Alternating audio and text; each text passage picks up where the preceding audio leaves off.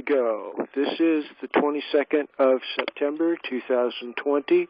I am Charles Stewart in Coleman, Texas, and we are hosting this phone conference and session of a Supreme Court of Law for the USA. And actually, we're bringing these ideas to our Canadian friends and the whole earth. We do have a number of agenda items here that's rather ambitious. We've only got 5 people starting out with us here, but this is good to start with. And we like to do quickly the formality of saying a prayer to the Supreme Champion of Truth and Justice in the universe. So if there's no objection, I'll go ahead and get started on our first agenda item of prayer here. True God Yahweh Jehovah, Champion of Truth and Justice in the universe, please send your Holy Spirit and your angels to guide our discussion. Help us to be logical and reasonable, the Logos of John 1:1. Help us to be courteous and respectful of each other in our tone of voice, even when we have disagreements, so that we may do our best to work together and exhaust the pathway of peace with each other, go to extreme lengths to build the community, the body of Christ, the organic body politic of the common people of the USA and Canada and the whole earth here, so that we may more effectively harmonize in manners that support the rule of law, the laws of nature and nature's God, and upon which your kingdom is based. And in the name of your precious Son, Jesus Yeshua, we humbly pray these things. Amen. And with that formality completed, I'd like to go on to agenda item number 2 and ask if there's anybody that has anything that they would like to add to either our normal list of agenda items, or if anybody's got any cases that they'd like to notify the court that they would like to invoke process for bringing a case before the court. Is there anyone in attendance so far that would either like to bring a case or would like to add an agenda item to future agenda lists? Anyone? Floor's open. Well, okay. Kind of hearing none.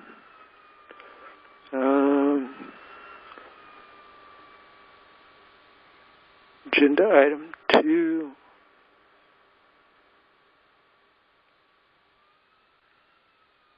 Agenda item 1. Agenda item 3.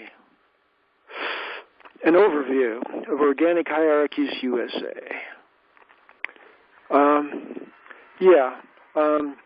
The evolution of our conferences here is allowing me to put more important items at the top. Well, maybe not more important, but general overview. It's good to start with an overview. I see Louis joined with us. Excellent. I'm going to try to do a screen share here. I think I can, with the desktop, because I want to point out that we've got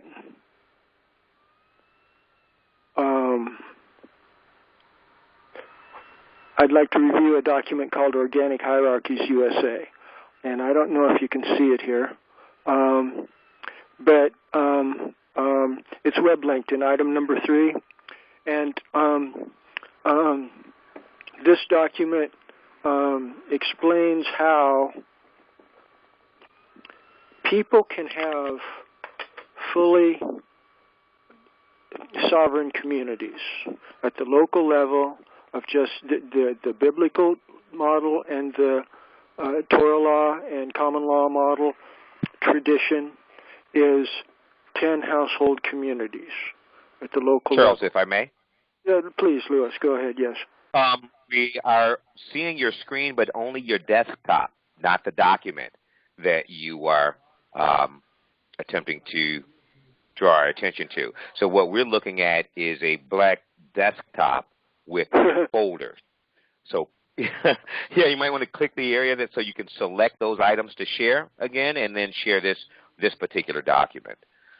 Because we're not seeing it. Okay, thank you, Louis.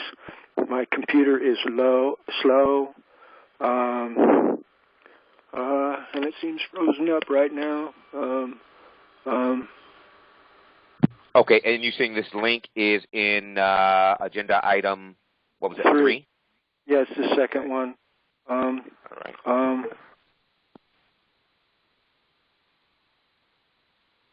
We see your cursor. I'm seeing your cursor move around. Well, I don't know what. Click it. Oh, that right there. Is that the document that you're attempting to bring up? The organic hierarchies? Yes. It looks like it's in Firefox.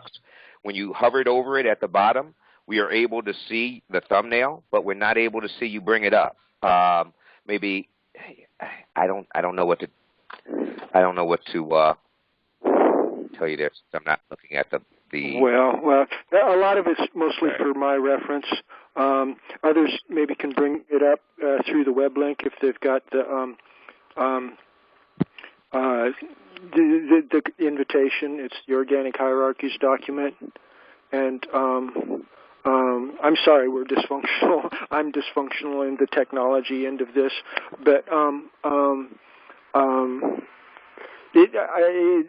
think to proceed on with the general explanation of the overview that is presented in the Organic Hierarchies document, and then some of the key points.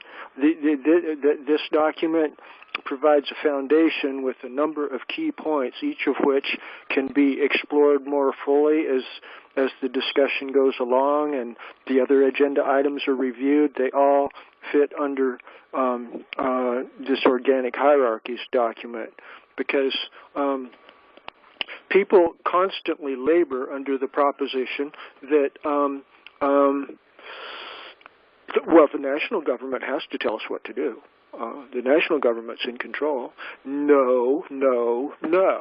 That's not the way God's kingdom works. That's not the way common law works. And technically speaking, if you read between the lines, the USA Constitution system also affirms this.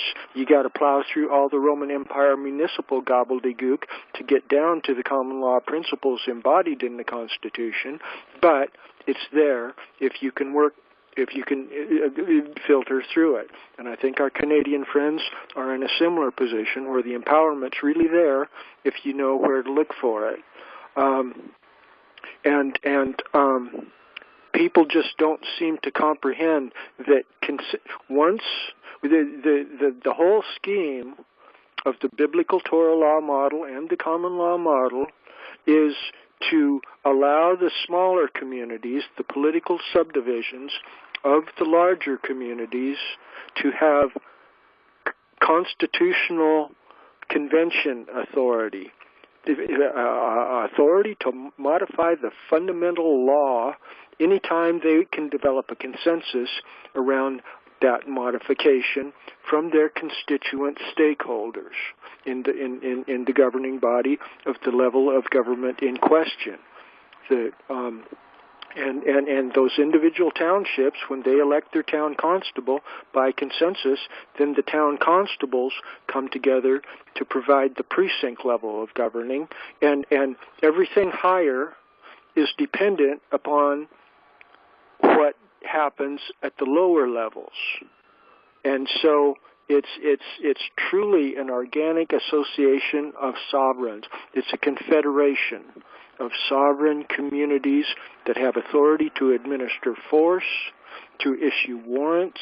Warrants are related to war. This is the war-making power that's right down at the precinct and even technically the township level. This is the sovereignty when you've got the right to send armed officers out to execute arrest warrants.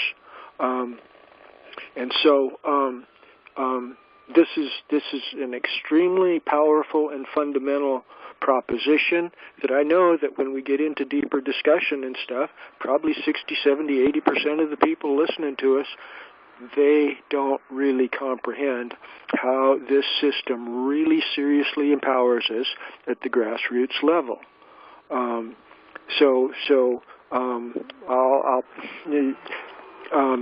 This document is really important to review, and it needs some modifications. I've just discovered there's a little bit of redundancy in it. I need an updated version of it, but basically it's an excellent overview of what we're doing and why we're doing it, and it branches off into numerous areas there, as the immediately following agenda items seem to indicate. We'll probably go into those next, but at this point I'd like to open the floor for comments or questions about what I've presented this far in this agenda item. Anyone? I yield.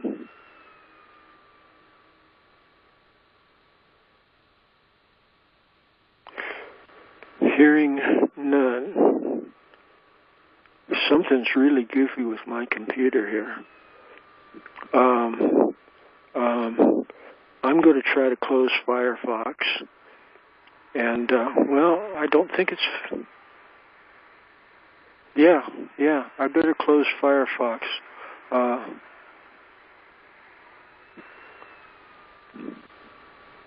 And for some reason, my free conference interface is, well, let's see. Oh, well. There we are. Okay. I don't know why my computer's so goofy. Apparently, there's no questions about agenda item number 3. And I need to reboot Firefox here.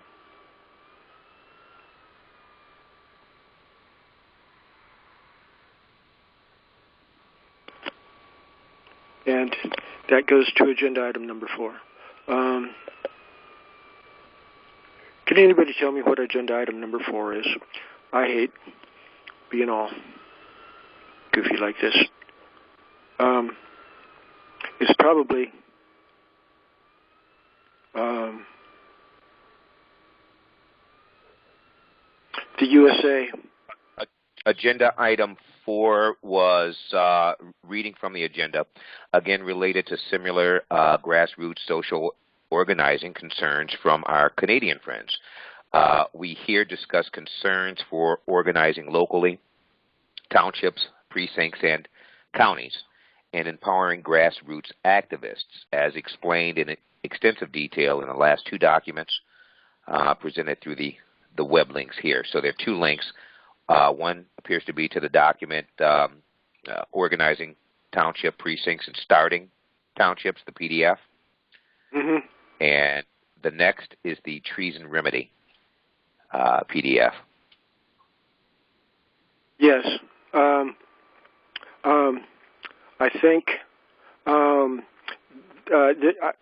I recall, there's actually 3 there, but 3 web links. But the last 2 yeah. Yeah, and the third web link, the second of the 2 in the series there, I'm getting my copy up here. The second of the 2 is the citations in support of local community organizing. Yes, right before V1.3 it says citations. And so those are more lengthy documents that go into the details of how to organize these communities. And from the previous document, or agenda item 4 or 3, in the last line there, it talks about key terms. Terms of importance in the last sentence are natural organic law, organic body politic, organic government officers, organic representatives, vote of confidence, consensus building, immediate recall, and proportional representation. and as I'm going through them, I'm thinking of there's a number of other terms that should be added here, and I think I'm getting the computer working better again. But the political subdivisions should also be added, because the township is a political subdivision of the precinct. Precincts are political subdivisions of the counties. The state is politically subdivided into the counties, and in Canada, I think that would be the provinces would be politically subdivided into the counties. Janet, you guys have counties up in Canada, don't you? You're mute. Your volume.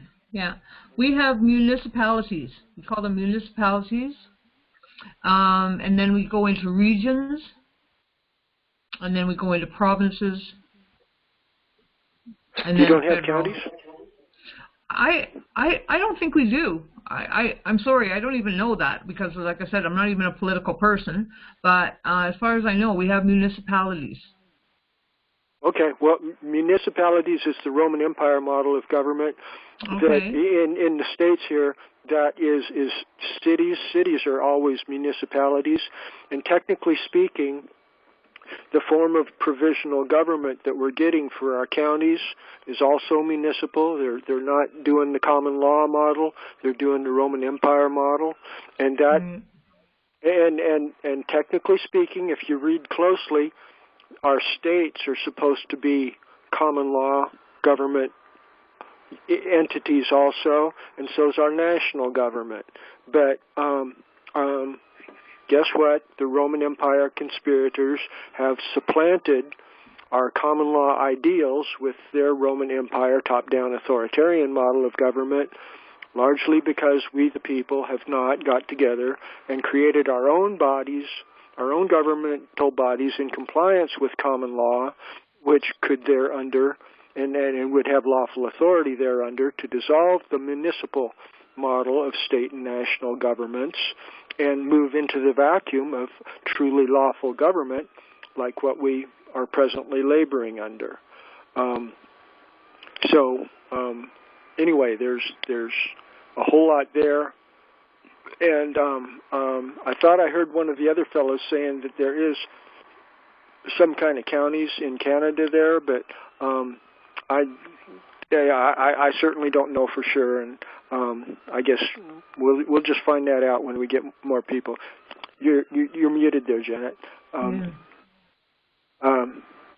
Okay, but yeah, I guess we should proceed on.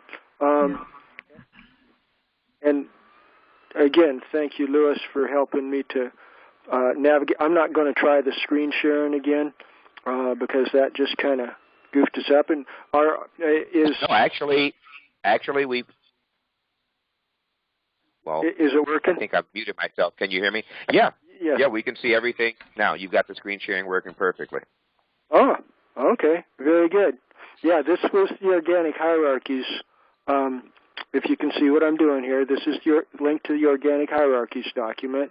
And that is very important, fundamental. And then as we're scrolling down under that, the terms. Charles, if I may, do you have the ability to make your screen larger, just to maximize it? Sure. Thank you, sir. Yeah. Okay. Yeah, can you see what I've got highlighted here? Terms of importance, natural organic law, yes. Organic body politic. Yeah, the formatting's kind of goofy there, but yeah, those are the important terms. And at this section, as I'm modifying the agenda items each time I do this, this is the discussion about organizing locally townships, precincts, and counties. And thereunder, I added a few links in the recent version of this agenda item in that I added the oath of office forms for our qualified electors, our town constables, and our justice of the peace precinct captain officers. this expands this section of the agenda items to where these oath of office forms are of critical importance in comprehending the duties of the leadership of each of these offices, because each of these leaders, especially at the higher levels, are going to have basic competence in how to create a responsibly self-governing common law community. And whereas it's not very important for the qualified electors at the grassroots household level, it does get progressively more important as people decide to volunteer to be a town constable who's also in control of the economics, the tithing man, and then farther on up, the judicial officer, the precinct captain, the justice of the peace. He really needs to have his act together, because he's going to be in charge of the local judiciary. And actually, with just this exception at the first three levels, I'm fond of articulating that the closer you get to the grassroots, the more power you have. And that really solidifies right down to the precinct level of the judicial power, because the judicial power is an international power in no uncertain terms, so long as it's following constitutional due process of law. When and so down to the town constables and the individual qualified electors, the heads of the household, they're more in control of just executive powers, which is kind of subordinate, but their executive authority increases in proportionality so long as they're acting in good faith and reasonably. They really have actually more executive power than does the judicial officer of the precinct level. So it is a true statement that the closer you get to the grassroots, the more power you have, but you have to be under what Attorney General William Barr here is. He made a great video recently. It's insightful. I shouldn't say great. He's advocating the rule of law, and I've heard in especially criminal prosecutions like the Colorado 9 I've been involved in, the prosecuting attorneys, they got the audacity to rock back on their heels and talk about how wonderful the rule of law is and how these terrible, patriotic, misguided people are in violation of the rule of law, and they're here to protect the rule of law. And they're forked-tongued deceivers, because they're the ones that are actually building a military police state that is in service of a private interest, a municipal interest, and they are the ones that are violating the rule of law. And in order to comprehend, in order to debate with these jackbooted Nazis about what the rule of law actually means, that phrase is rooted firmly in our common law tradition, and anybody that tells you different is a liar. Okay? You got to know what phrases of importance that the bad guys routinely use. See, when they set the parameters of the conversation by talking about how they are changing the rule of law, and you do what a concept of due process of law called joinder. You join in the issue with them that they raise. They want to talk about rule of law? Yes. Let's join with them in discussing the rule of law and our dissenting opinion about how to properly translate what the rule of law really means. Are you up for really discussing what the rule of law really means, Mr. Prosecuting Attorney? They're usually not. They're usually cowards, and they'll start running from you if you got a well-rehearsed script to talk about these issues. So anyway, after that little bit of a rant, I should pause for comments and questions on agenda item 4. Anybody care to make a comment or question on how we're progressing in the conference here so far? Hearing none. I see my local Texas friends from Brownwood, under Ginger Walker's phone number, has joined with us. Is that either Ginger or David? Would you guys like to say hi? Yeah, David here, Charles. Hello, everybody, and I'm just soaking it in, Excellent. Thank you, David. I've frequently referenced our CPS case and how we've laid a lot of foundation right here in Coleman County and a little bit in Brownwood, too, of what the paperwork that we've laid on some of the people here. And hopefully we'll return to that issue. It's great to have you with us here, David. And thank you. Yeah, I guess we'll continue plugging along here.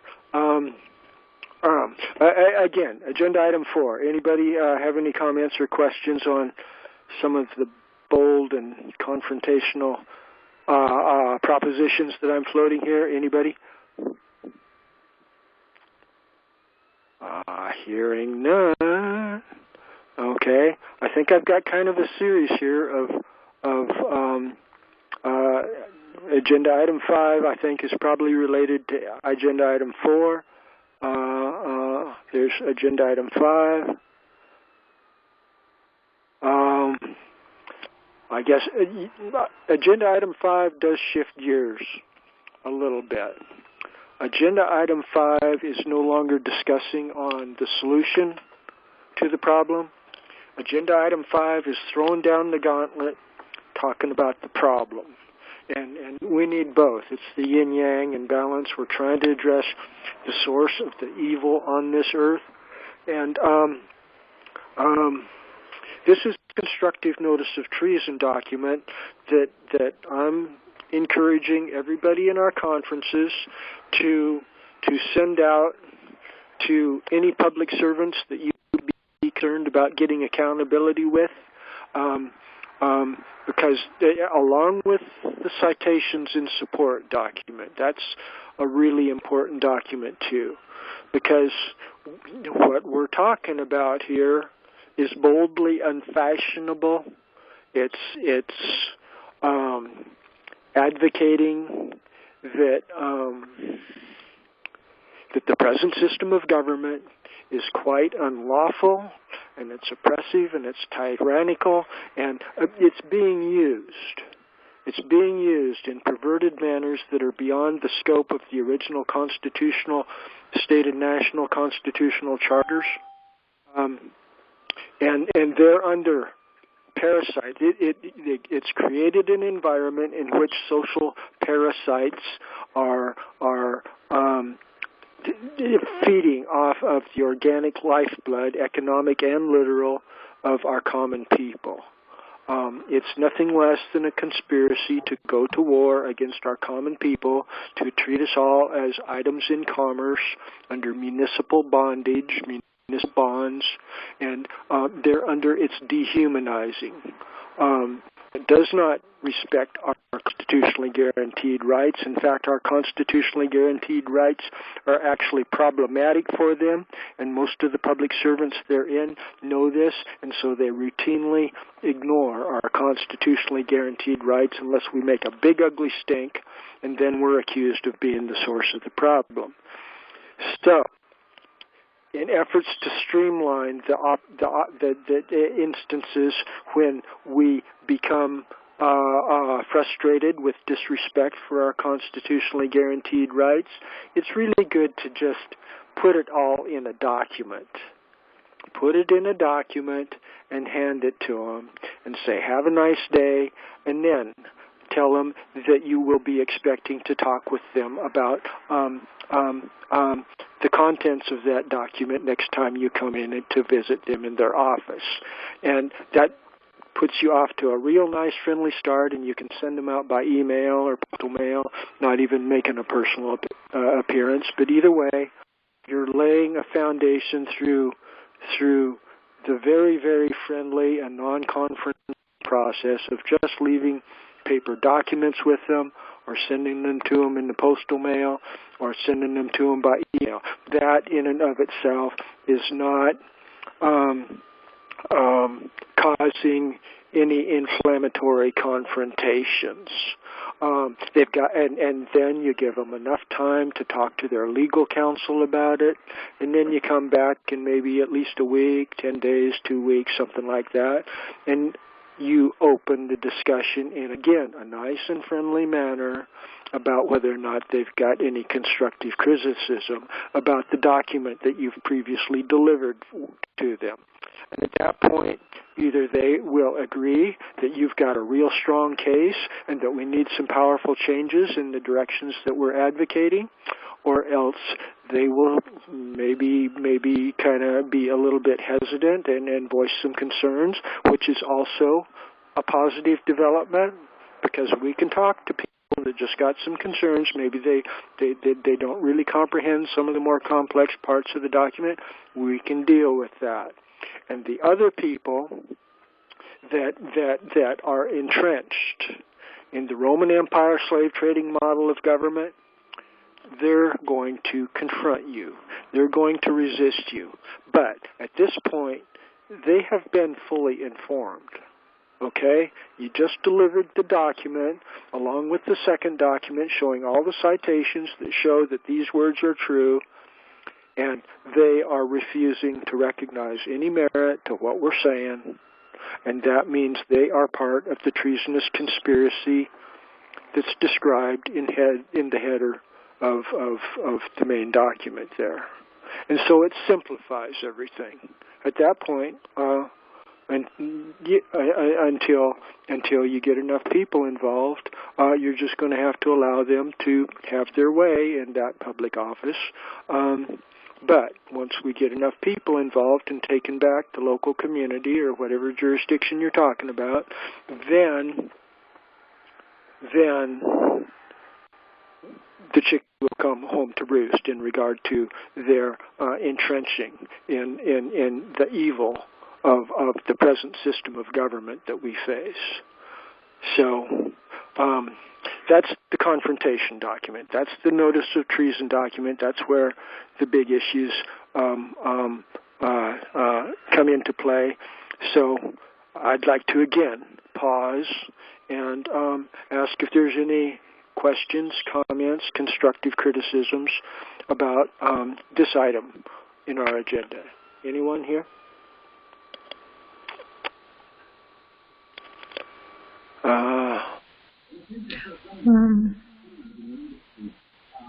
Janet, please. Yes, I see you raised.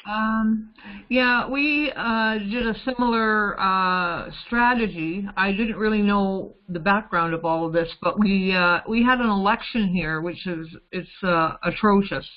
Like after 3 elections, people are still voting for the criminals on either side.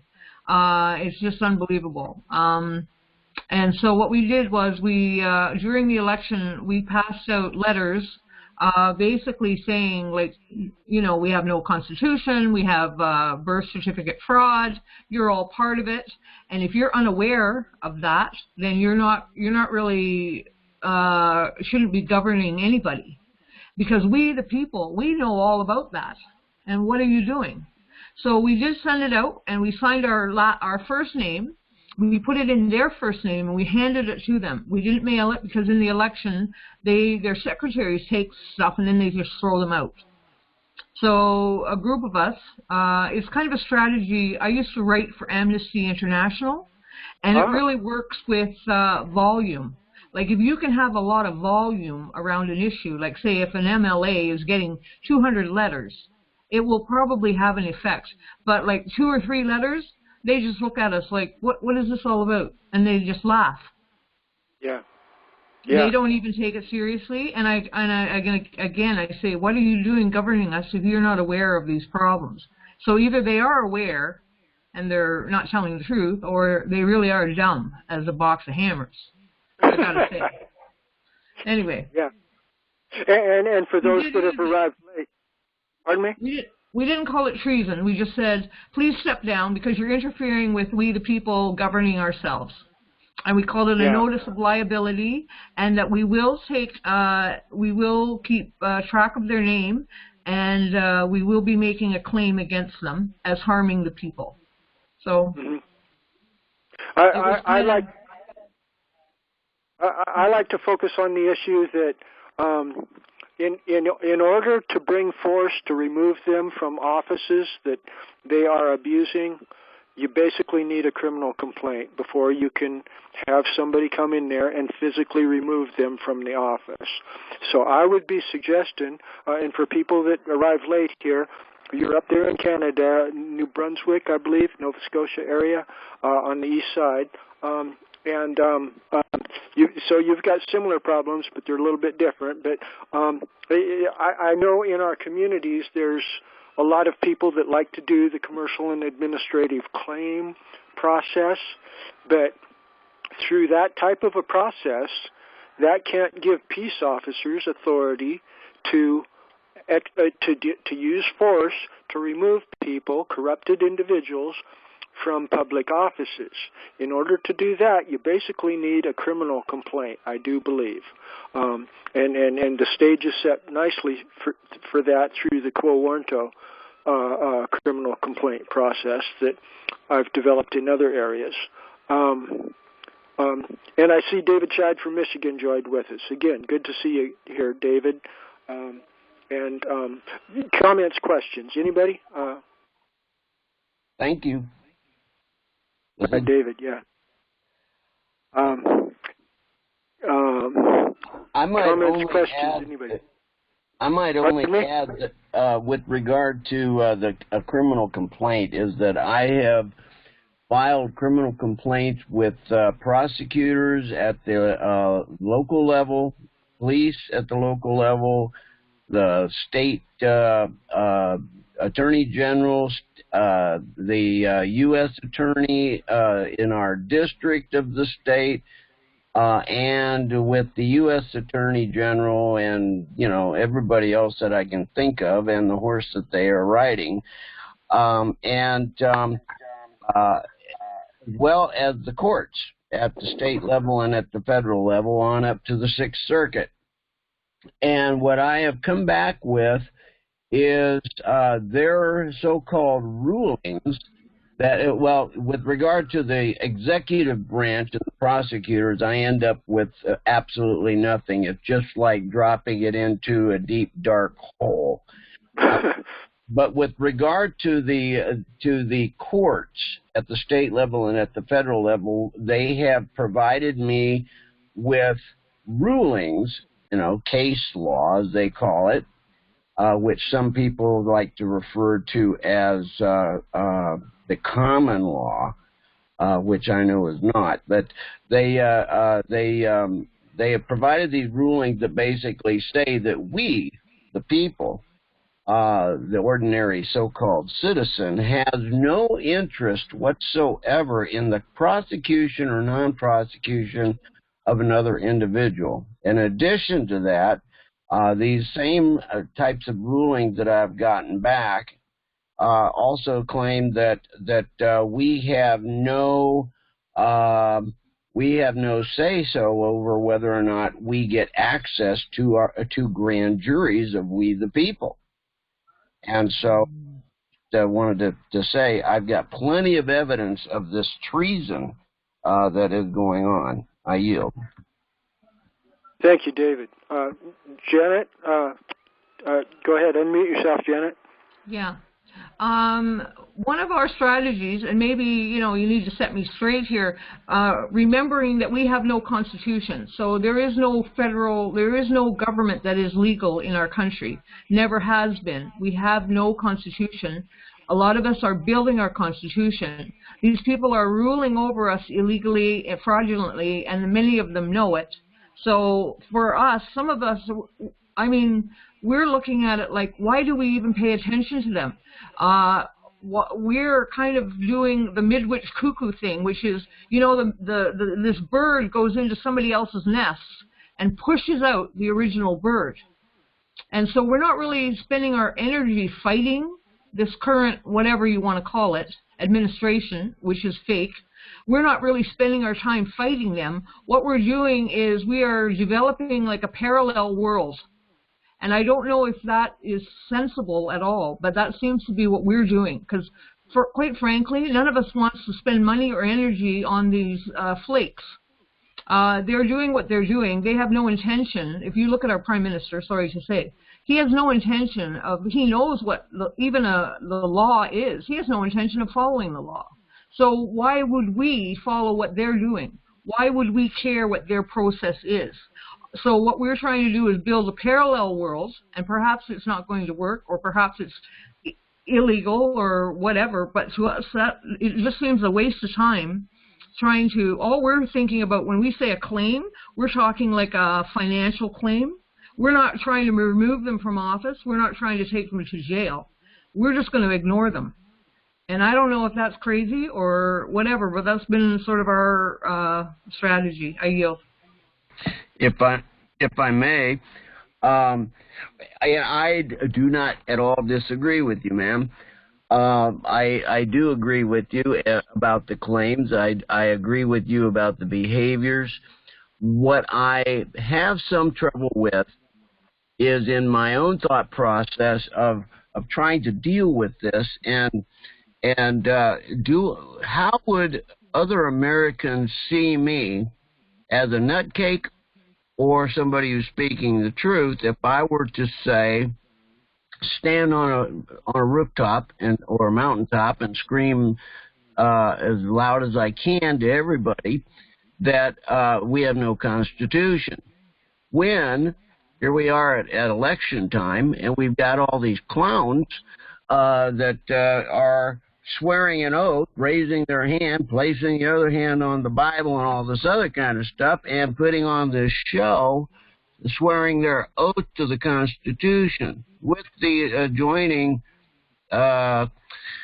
duty to put that oath in writing.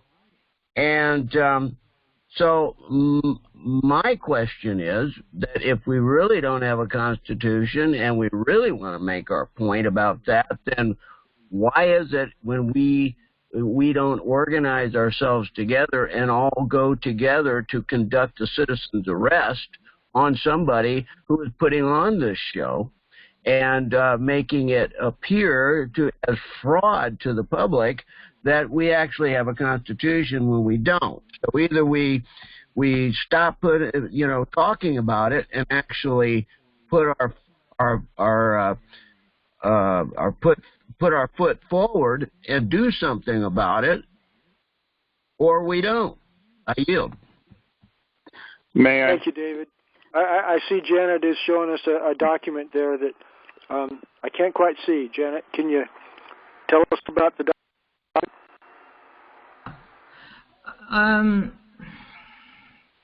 Yes, again, because in Canada, because actually this is getting very well known, is very well known. Like the lawyers know it, all kinds of people know it.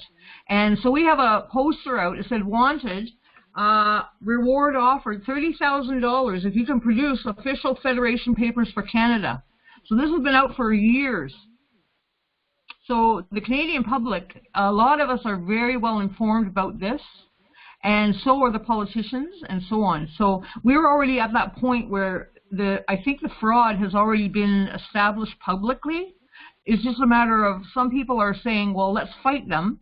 And other people are saying, why? Why spend the money, effort on it? Just get rid of them, like by building a parallel universe.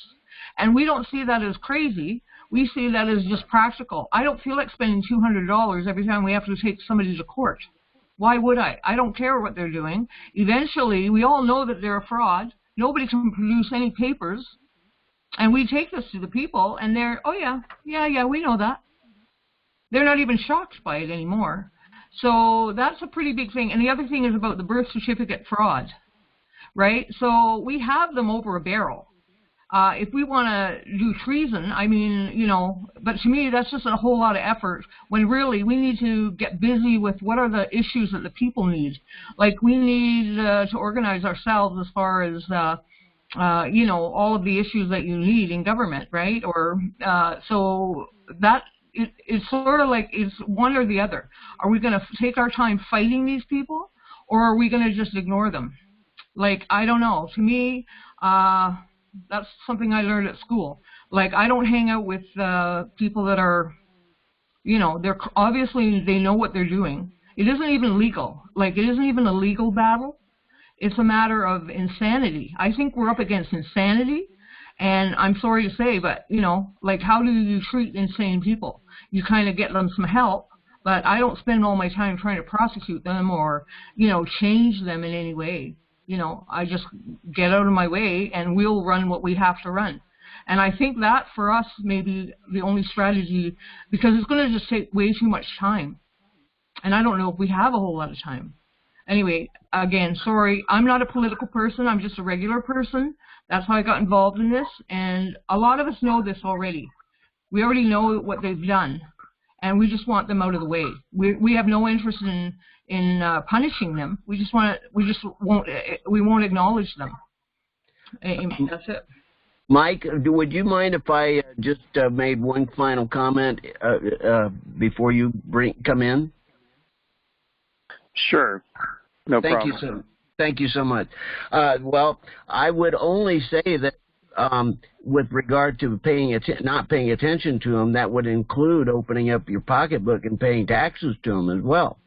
So we just, I think that I would agree with you again. So to the point that we stop paying tribute to them, and in fact maybe even go so far as to demand our money back from them, liens on their homes, etc. I yield. Thank you, Mike. Thank you. Michael? Yeah, I just wanted to respond to both. It's agreed that, it would be nice if we could ignore them. It would be nice if we could ignore their demands for taxes. It would be nice if we could organize a citizen's arrest and, put them in jail for their crimes. However, the reality is they have the guns, the jails, and the soldiers, and we don't. They have the numbers, and we don't. That's the unfortunate reality. I'm not prepared to sacrifice my life, my freedom, all that I've worked hard for all my life and have achieved, just so we can make a point and then get arrested. I find that to be a very dysfunctional concept in remedy. And that type of concept is going on right now. We've seen many people go to jail over the years for their various paper strategies and remedies and grand jury concepts. The only place where there has been success in America with resistance, and that was the Bundy Ranch situation. But they had large numbers of people, and that's what made a difference. And it is my belief that we need that same concept in all that we do. Otherwise, we're going to be stepped on and squelched like a bug. I yield for comments. Thank you, Michael. Anybody else have comments there? Anybody? Of course me. Of course me. Janet, please. Yes. Well, we're already being squished like bugs. Is it any different? Is it any different? We've already been, debased, treated like we had MLAs come out. Like we just had a vaccine pushback, and we threw it down by 2 votes. They wanted mandatory vaccines for all the school kids. And then down the road, I'm sure this was about COVID as well. So we pushed it back and said, it's up to the parents to decide. We were the first province in all of Canada to do that, to push that back. The other provinces, they have mandatory vaccines. We only got it by 2 votes. And because one of the justices said it's not constitutional. But the insults that came from the MLAs, calling us like uneducated, and why do we don't even have to pay attention to what you people are doing. We can do what we want. The insults that were given to the people that were protesting was they despised us. And I was like, you know what? We don't owe them anything. We don't owe them any courtesy.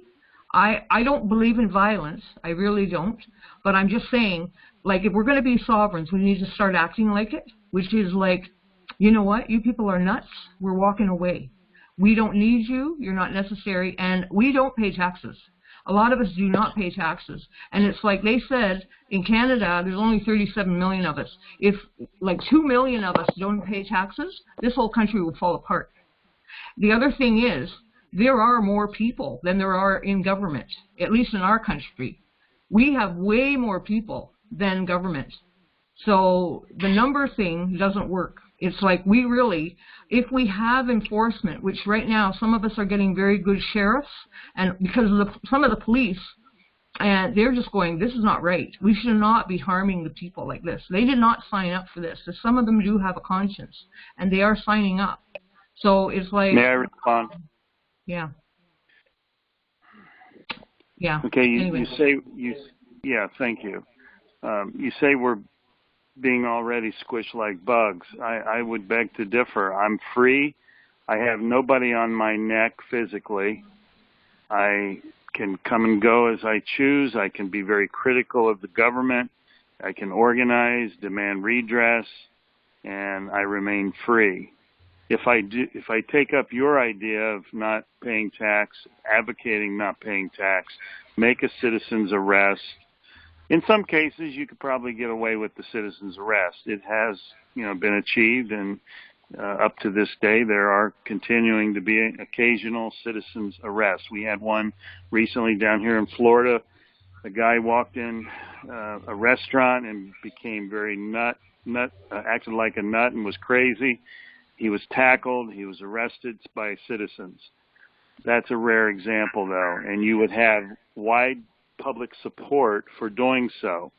However, in a political climate which has become, like a sport, it's like a team.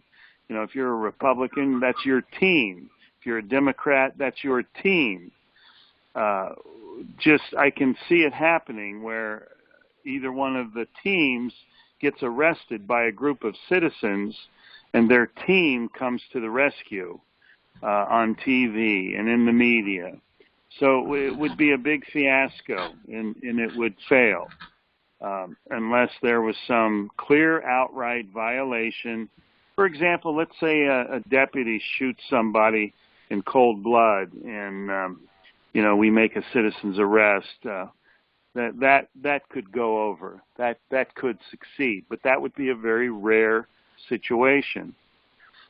I'm just saying that our situation's different in the United States. We're a police state. Every jurisdiction of police, sheriff, has been weaponized and militarized. They frequently strut their power in parades. It's very common now that our military or that our police and sheriff jurisdictions have military vehicles in their arsenal of vehicles, and it's a different situation here. And we have seen several incidents in our history recently where the government has, raided, attacked, groups of people. The Branch Davidians, for example, back in the 90s, they killed 80 men, women, and children. And to this day, they get away with it. And any prosecution of that tragedy went nowhere, really. So we have a real situation on our hands here in America that is a very difficult one. And it's not going to be some easy thing to just resist and stop paying taxes and make citizens arrest. It's just not going to happen. We're getting arrested for conducting grand juries. We're being charged with filing false papers and false claims, paper terrorism. They have charged people. They're charging us with simulating a legal process or simply demanding, redress of grievance. I think they went above and beyond when they start filing liens on judges outside of, the realm of due process. I think they maybe stepped out of bounds there, and that's why they got arrested. But we've got to come up with a way to trigger the masses the ignorant masses. That's the other problem we're dealing with. The masses of people are stupid. And I'm speaking of Americans. I don't know Canadians. But I do know Americans, and most Americans are stupid, ignorant. I'm embarrassed to be called an American anymore. And this is our greatest enemy. I yield. If I may,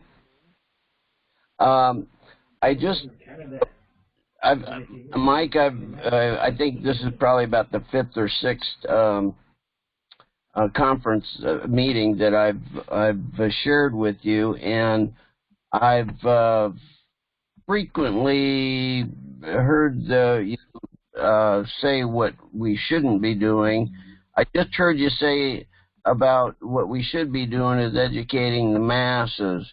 But my question is, organizing the masses. Organizing the masses. Are you down there in Florida? Are you? I mean, I don't know what your occupation is, if you're retired or what you're doing down there in Florida, but are you involved with anything else besides these meetings here that we're doing? Or? Oh, absolutely, very much so. Would you care to elaborate on what? Are you involved in the educational system down there, or anything like that, or in the government, or anything to change this? Yeah. We organize within our 2 or 3 county region, and we find issues of common ground with victims of government, and we begin to advocate for them, with them, and we build a camaraderie. We build a fellowship based on the victimization by bad government, and we're building an effort. It's a slow march, but it's full speed ahead, and just went to a county commission meeting today. Spoke twice. Spent half my day there waiting and talking with others to speak. Frequently get put in the newspaper, published by our local 2 or 3 newspapers, talking about the tyranny. And we've created a concept called a county congress. And we have a website. It's a blueprint. It's just a concept, a strategy for a blueprint of remedy, organizing county by county, state by state, very similar to the fashion of the founders when they created the Continental Congress, the committees of safety, committees of correspondence. If we can't begin to make a difference in our own local county government, how in the world do we expect to change the state or the nation? Our efforts must begin at the county level. And we must organize through these conference calls. Each county should have their own conference call or region. Our concept was to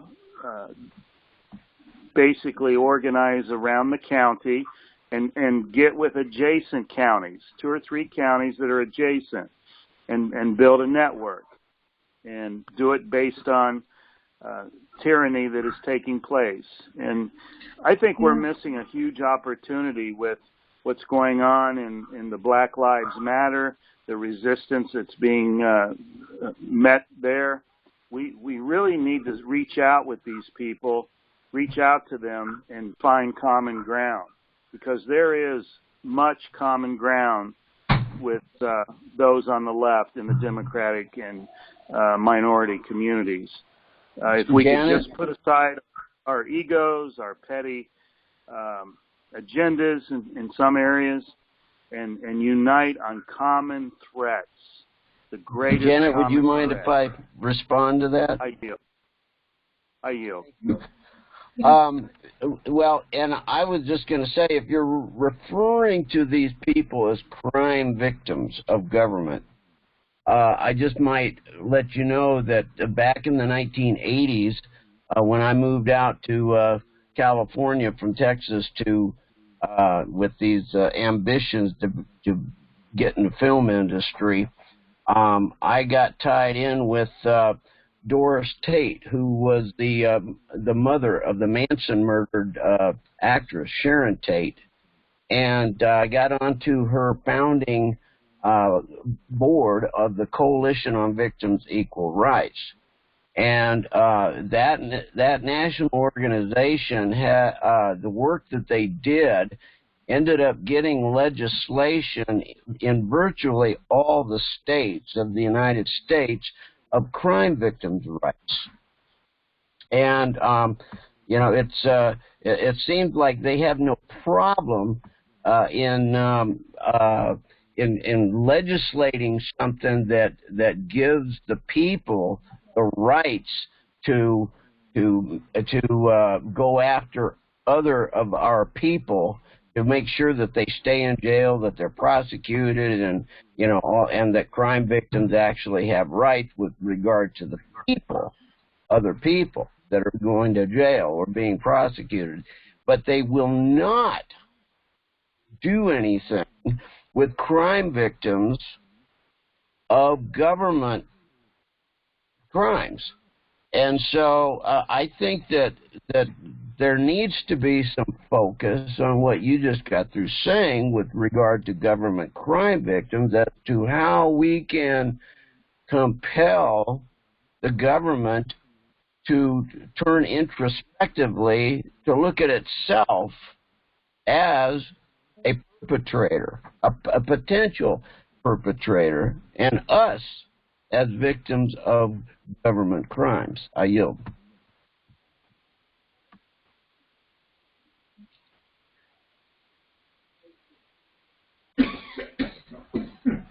Please, Jen. If I may respond to that, this is where organizing plays a big part. We must be able to organize and unify people behind the idea of resistance and remedy and redress. That's the priority. It has to be.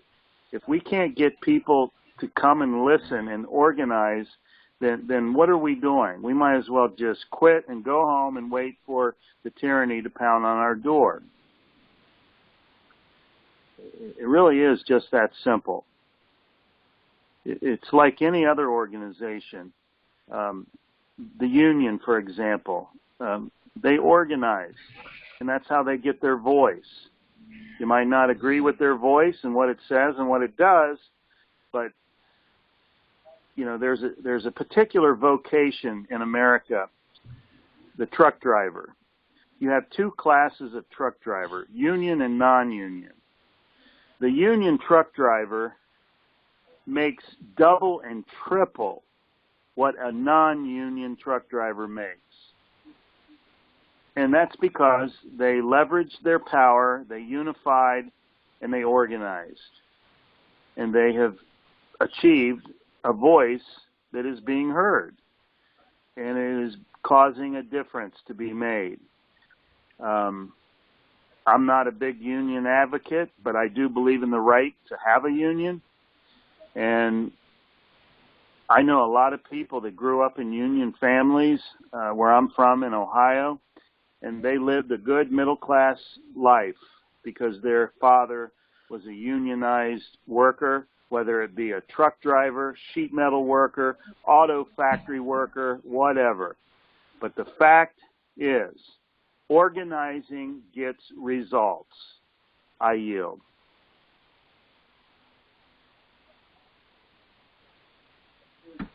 Hey, this is David from Texas, and I'm a little hesitant to even mention this because it's maybe premature and the jury's still out. And if you guys are familiar with what's going on, then if you have any feedback, let me know. But there is the technical term is, it's a movement for a people's party. They are working within the system, so don't get me wrong. They are definitely seem to be outliers. And kind of kicked out. But if you guys are looking to a movement for a people's party, peoplesparty.org, they're extremely organized. One of the gentlemen who kicked it off Nick Brannon got booted out of the Bernie camp at some point in 2016. I'm not advocating, this movement. I'm still researching it myself, and I'm cautiously optimistic. But if you look into it, they are extremely organized, and we need to link up with a group, maybe not this group, but a group that is this organized and this nimble, and this they're shaking it up. So if this isn't the group, I think linking up and continuing to organize and all come together with a group similar to this, they got their stuff together. So I yield.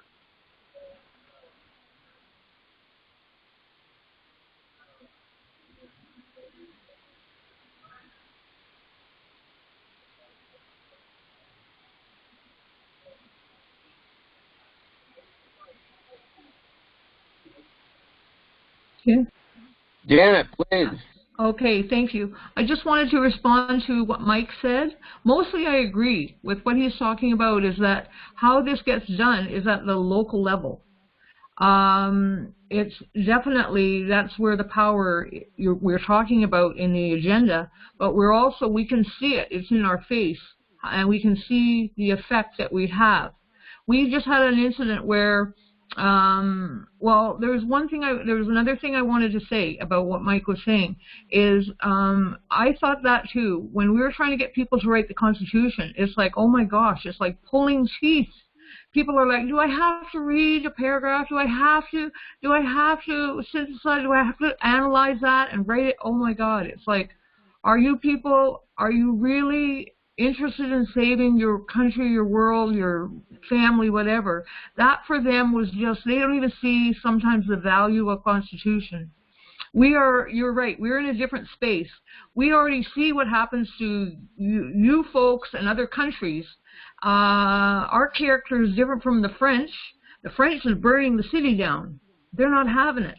That's their way. We're all trying to be we're trying to be civilized and this and that. But you know what?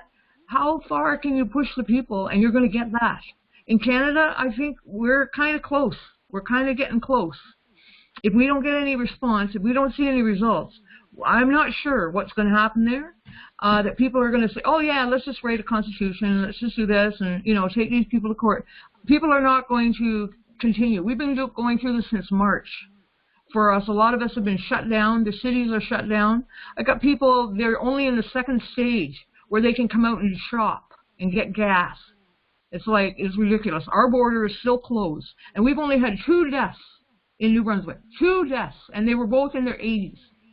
So the foolishness of it and the lying of it, how much further can you push the people before you're going to get a little Paris thrown in there? The other thing I wanted to say, when I was talking about the people, like being kind of not very smart, that's kind of not the point.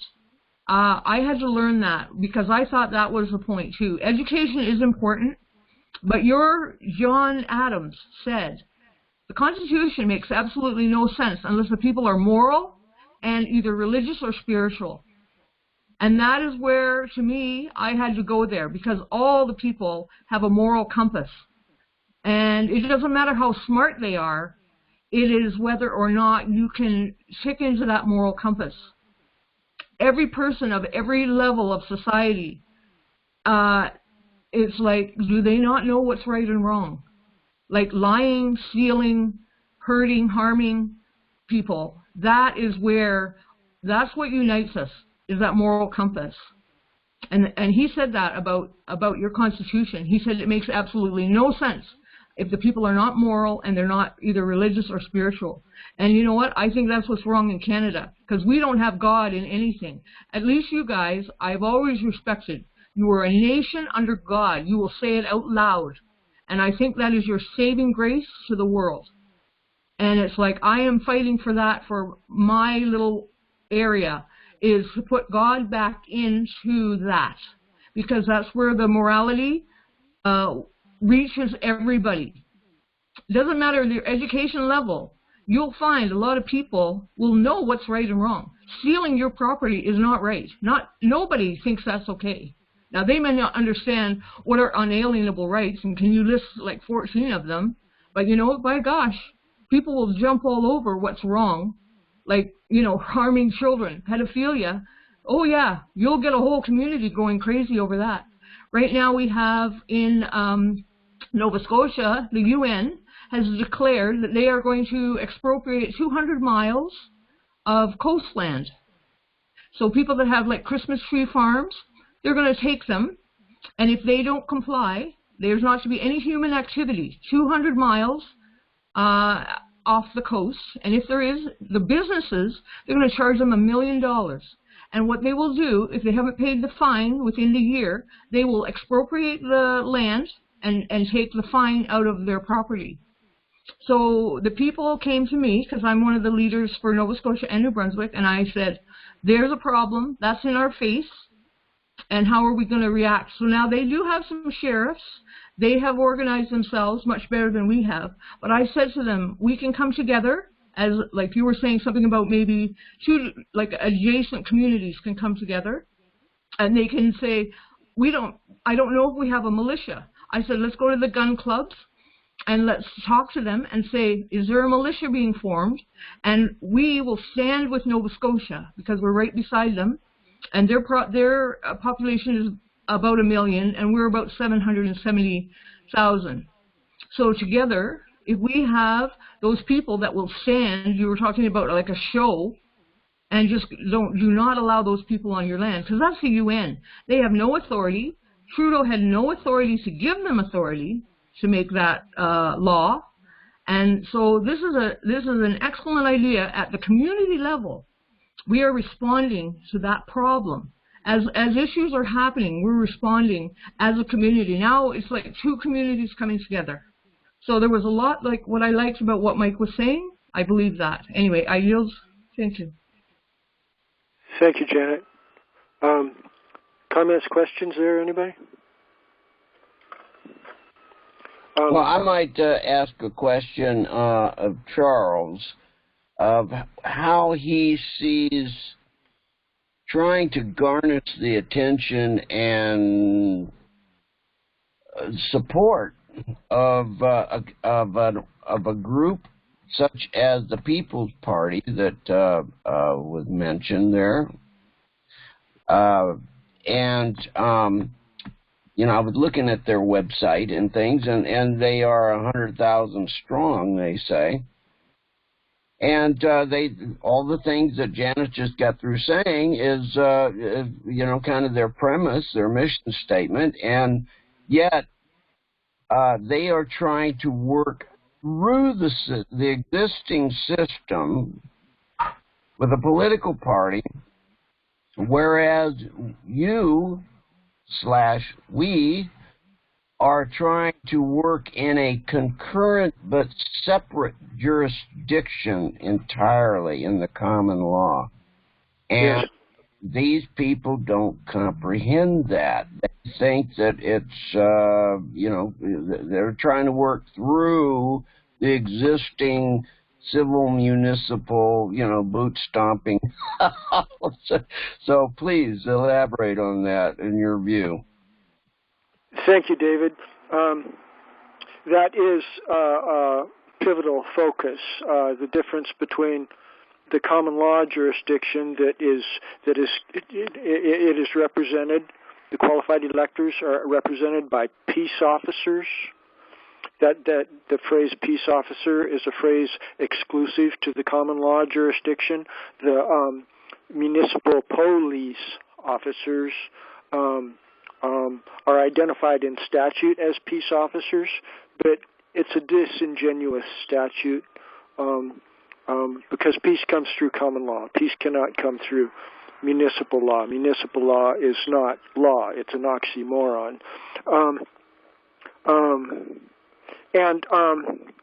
And everything gets down to force. And Michael from Florida there frequently talks about triggers, and I like to use that term in a different context than what Michael generally uses it for. He's talking about triggers to make light bulbs go off in people's mind. and that's really a good application of the word, no doubt. But what I'm looking at, and where I think David is trying to prompt me to go, is everything gets down to administration of force. And Janet was talking earlier about wanting to avoid direct conflict with the authorities, and we can kind of just go along and not really get entangled there. I was going to prompt that in Janet's realm, when Royal Canadian Mounted Police come and try to arrest your people without due process of law, or the similar, more current issue when they've got the vaccine needle and it's just inches away from your arm, and they're obviously intending to put that vaccine in your arm, then the point I'm trying to make is there are points where the municipal governmental authorities are no longer just an intellectual exercise. It's a real-world breach of the peace. They're actively involved in committing crimes against the people. The individual officers there are behaving in criminal manners in this instance. And we can either confront them at the very instances when they're trying to put the needle in our arm, or when RMCP or FBI or local county sheriffs are wrongfully arresting us without any probable cause. They're wrongfully administering force against us. It happens routinely. I'm sure I don't need to belabor the point with this audience. And we can either wait until they do surprise attacks on us, like they routinely do. They routinely wait until the last minute and arrest us with no warning, no invitation to come into court. We'd be glad to come into court and talk to them about it before the arrest, but they don't do it that way. They wait and they grab us in secret SWAT team type manners and take us and drag us off to the jail where we're away from our notes, and then they drag us in jumpsuits before the court where we can't even refer to our notes, and then we're forced to make a dysfunctional response. I dare suggest that rather than waiting until our individuals are abused in the surprise attacks, like what I've just referenced here, that our more strategic and effective option is to present the documents, like I've already outlined, of constructive notice of treason documents, showing them that their normal pattern of behavior is criminal. It is war against the people. Please deny if you have any specific objections to these assertions. Do so in a timely manner. And then the follow-up documents, we've got the right to elect our own peace officers.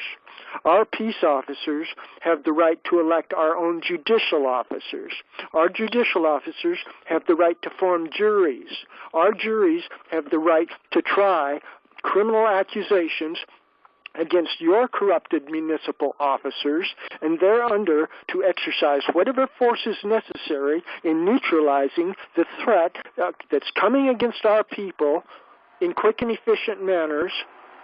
And if you have any objections to our proceeding in this manner, please set it forth in a timely manner, because in a month or two down the road, we expect to be doing arrests against your corrupted municipal public servants, and we're not going to sit here like sitting ducks for you to pick off at your convenience, at your opportunistic moment, to pillage and plunder and destroy our common people.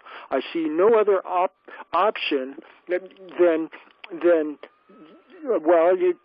there are other options, but the most strategic option, I do believe, is to present the documents, giving them lots of notice up front of their wrongdoing and our right to use our peace officers to administer force to enforce lawful due process judgments against the corrupted conspirators that are acting like legitimate government agents.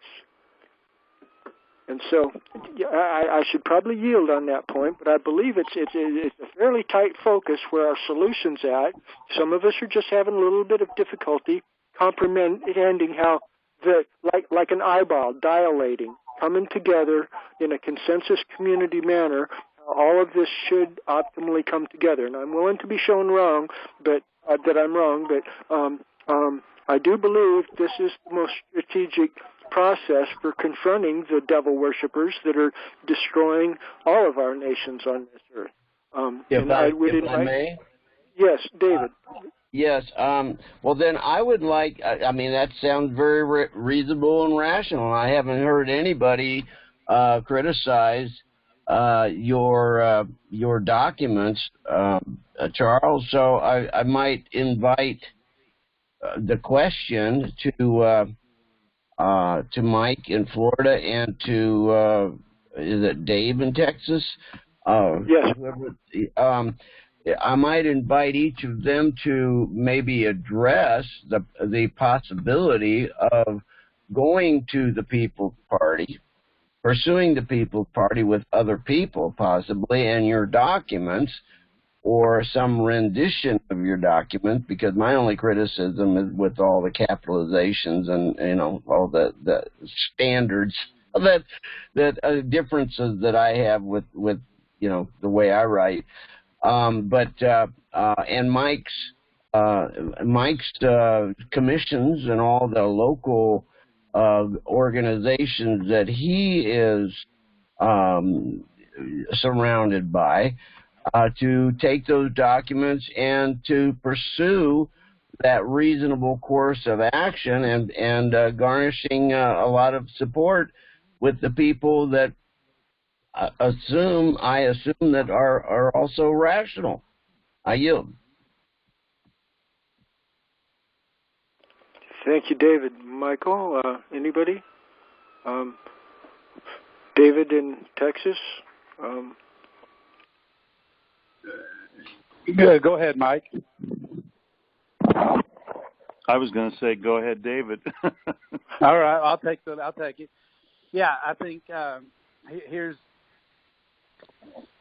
you know, I know what I struggle with is I see basically two options. You create something that, I mean, we created it.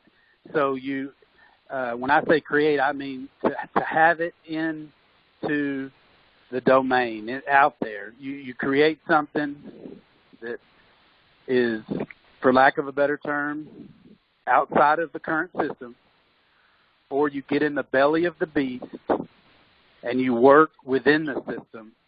And again, please do not misunderstand me. I just felt, I felt led to mention this People's Party. I don't know if they are the one, but I think, actually I know for a fact that we can straddle the fence. Timing is everything.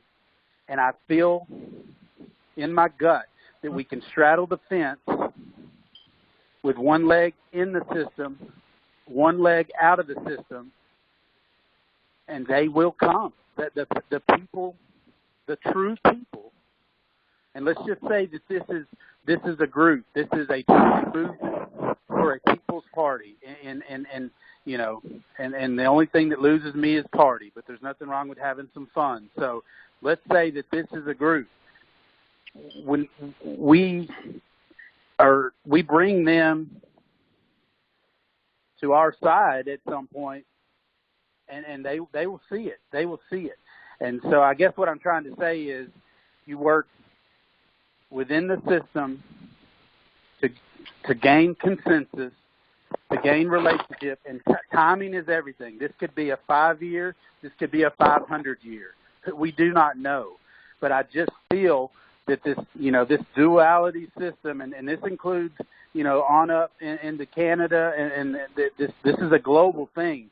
This duality, this binary thing is divide and conquer. That's the way it's set up. And a true third choice in the secular within the system as we bring people, and again, there's a mesh and a molding of both sides. So I don't know. I feel like I'm kind of dancing around this. I believe you can work within the system to create a new system, and it's almost like you're just waiting in the wings until the appropriate time to, and you begin, to educate. And I just, and that's what I've struggled with is how do you penetrate the masses? And so if you can get a group, and if you think about it, 100,000 people, let's say that's accurate and legitimate. That's a very, very small group. And so you begin to get into an organization and expose them to the revelation that we have and the direction and the work that we're doing in the common law, biblical principles, and it's God's will that it'll all work out. So I yield. If I may, this is Mike in Florida. I'd like to agree with him that we definitely need to attempt to work within the system to a degree. Knowing that the system is dysfunctional, that kind of limits our involvement in the existing system. But I believe that we can work within it and that we should work within it somewhat. Now, that's the debate. How much is that somewhat? That's another discussion for another time. But I just wanted to agree with you, David, that your thoughts, I believe, are right on track. And as far as this other group, they have 100,000 people. It's going to be difficult to persuade them to listen to us when we're small as we are. I definitely think we should investigate them and find out what their platform is and where their money's coming from. It's pretty unusual that they can have a group that size so quickly, and makes you wonder who's financing them. So, but I think we've got to start thinking outside the box, and traditional ways and ideas must be eliminated, and we must try new ways. I know Patriots have been holding these conference calls for quite a few years, and nothing has been achieved except for several people going to jail, one dying in jail, Terry Trussell. And we continue spinning in the public hamster wheel. And yes, we've got to think of new ways, and we got to gain traction. Well, I just I haven't heard either one. I can't imagine any better rationale than what Charles has proposed in these documents, and I am wondering why nobody's using these documents. I know what I've been doing with them. But I wonder why nobody else seems to be using these documents to try to persuade other people that you're associated with to work with those documents, and because it's a very rational thing. I don't think that if people are rational that are in your groups in Florida or the People's Party as a national group, that it should be that difficult to persuade them to work with these documents. I yield. Janet, you want to go ahead? I saw you raise your hand. Yes, thank you. Just two things. We had a People's Party in Canada in the election in the fall, and 1.6 of the people voted for it. They were balance the budget, slow down the immigration, all kinds of things that were considered radical, and they were charged with being racist because we wanted to control our immigration numbers. And so in Canada, we know very well, and I think you probably have the same problem. But we know very well that the only reason that the liberal or the conservatives, which are the same bird, two different wings, they get in because of power, because of lobbying, because of corruption. So we're assuming that if we have a party, we had a beautiful party, and we went past the time of a political solution. We have gone past because our country is totally lawless. At least before they used to pretend it was a real election. Now there's evidence all over the place. How did that election happen? Oh, machines, and people are buying votes, and things are manipulated. And this is our third election. This is our third one. And it's like, how do you think these people are still winning after all the things that have come down? Trudeau has had at least 12 ethics violations and breaking the law, and they're still voting for Liberals. How do you think that's happening? It's not because that party has a chance. We did not have a chance. The NDP, the Green Party, the Liberals, and the Conservatives, they're all communists. Plain and simple. Everything that they are saying. If it was a fair election where people actually were a party going up against a party and the people, but here, I can say very, very firmly, this is not the case. It is a total fraud. And in several countries, it's a fraud, and we all know it. So you haven't got a chance of winning. We've still got people running. They're going, well, we're good people, like for the church. We just had a lady here. She wants to run kind of similar. She doesn't have a chance. You have to look at what's really going on. These people are communists. They are not going to let you win an election. You may have the numbers, but you'll never find out that you have the numbers. That's what happened to Max Bernier.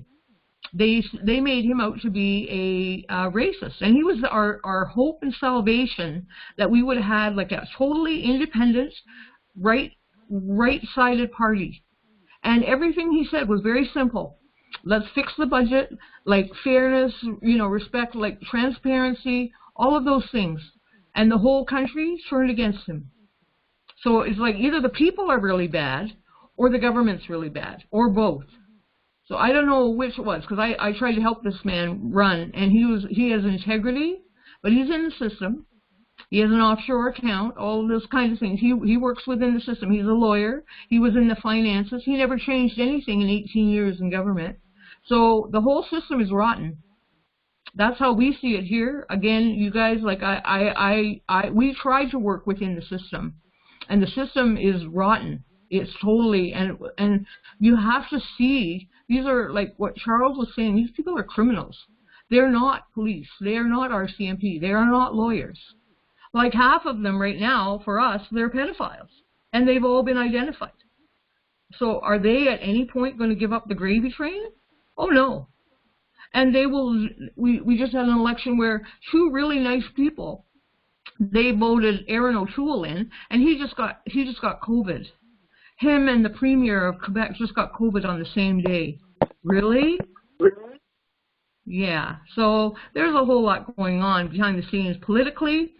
That train, as far as I'm concerned in Canada, has already gone past. We cannot work with anything there. There's nothing working. The healthcare system doesn't work, the justice system, the education system, the pharmaceutical, you name it, the sports, everything is out the window.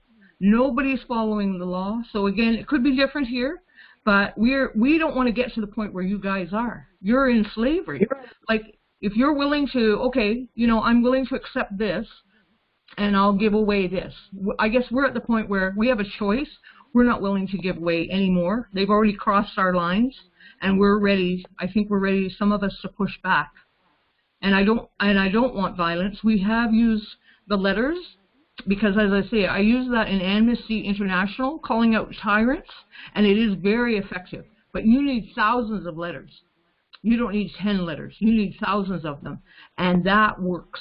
It does. It is a very good strategy. I yield. Thank you, Janet. Is there comments or questions from anybody else here? I'd like to point out that the next item on our agenda is kind of related to some elements of the current discussion here, elections. the next item on the agenda, I believe, is the Electoral College. It slows my computer down to even look at my notes there. But in the USA, and I referenced earlier that you have to look close to find the common law elements of our USA Constitution documents, and one of because the documents at state and national levels are basically Roman Empire models of government. That's what they're engineering with their goofy new inventions, separation of powers doctrine, and all kinds of goofy stuff. Bicameral congressional assemblies. This is all Roman Empire gobbledygook to inhibit the ability of the people to exercise the sovereignty directly. They're really goofy documents, but they do have common law elements that we can capitalize on to empower our grassroots people. And one of them is the provisional in the U.S. Constitution document for an electoral college. The Electoral College is an assembly of the electors of the United States of America that are supposed to come together to decide who should control the executive office of the municipal government of the United States of America. This is real common law empowering. The very word elector is based upon the concept of qualified electors, and those qualified electors at their broadest level are filtered out from the common rabble, the people that are stupid, like has been articulated here before quite correctly. The people that are stupid are not qualified electors. Qualified electors assemble in the local township communities as 10 members, and there might be only 10 people in a major state or something to at least start out with. We start out small, but these are common law jurisdiction people, electors, and the very provision in the U.S. Constitution document for mechanisms for counting the votes of electors, a certain specific number of electors, that is a mechanism that we can hijack, basically. We can take away from the current municipal agents that are controlling how these electors are chosen. Do y'all realize that the head of the Republican Party, they submit to all the secretaries of state their list of electors for Donald Trump? And the Joe Biden Democrats, they're scheduled to submit their list of electors. We need to be submitting our list of electors along with a note telling them to totally disregard the Republican and Democrat list of electors. We should be doing that in all states. That would be a game changer. And there's other issues on the constructive notice of treason document and the remedy document of forming our own self-governing communities. But I outlined some broad concepts there, and I detest moderators that monopolize the discussion. And so I'll yield here for comments or questions from any of our good friends. I yield. Who's that? That guy. I think Pardon that me, was brilliant. That was brilliant, Charles. That's a great idea. I think dealing with on a national level, we could get all of the so-called independents together with that proposition, and whoever wants to take the lead in collecting all of those qualified elector nominees, or whatever we want to call them, I think that should be nurtured. I yield. Thank you, David. Others? Anybody? I do. To build on your good comments there, David, I do wake up in the middle of the night thinking about things like these and grab note papers and write them down, like I'm sure you all have experienced things like that. Because I do believe there's immense power at our fingertips but it's largely obscured. Even most of us only have fleeting times where we think about these things and we can't get to a notepad quick enough to write it down before we forget about it. And so even though we've got tremendous capabilities of empowerment at our fingertips, if only one or two of us know about it, or if the one or two of us that think about it on occasion can't even remember it, then we're doomed to being disempowered. And we need, and this feeds off of the recruiting thing, like David Walker in Texas here is talking about, and Michael, about the building the numbers. See, when reasonable minds, the people that are realistically concerned about these kind of issues, and that know that we are saturated with COINTELPRO subversives that are doing Judas Goat operations to mislead the masses off into the pit, people that are intelligent. This is our target audience. I detest appealing to the lowest common denominator, the stupid people. I don't want to do that. If we appeal to the people that are in the habit of doing their homework and of thinking for themselves in reasonable, logical manners, and if we take the time and patience and nurture them to the point where, as Michael talks about, light bulbs go off in their head, a triggering mechanism. We trigger their ability to put together enough cerebral synapses to where it makes a little light bulb go off in their head. It's like pulling the trigger, like what Michael was talking about. When we can achieve that, then that on a routine basis, where it's not just once or an oddity, it's something where we can present well-outlined, well-articulated arguments that will cause those light bulbs to go off in the minds of reasonable, intelligent, concerned people, then we've got a program that can grow very quickly, and people like what our friend David Walker in Texas and others have talked about, other organizations. Michael and I and Abraham we gave a call into Anna von Wright's webinar. She's one of the competitors in these constitutional law realms with us.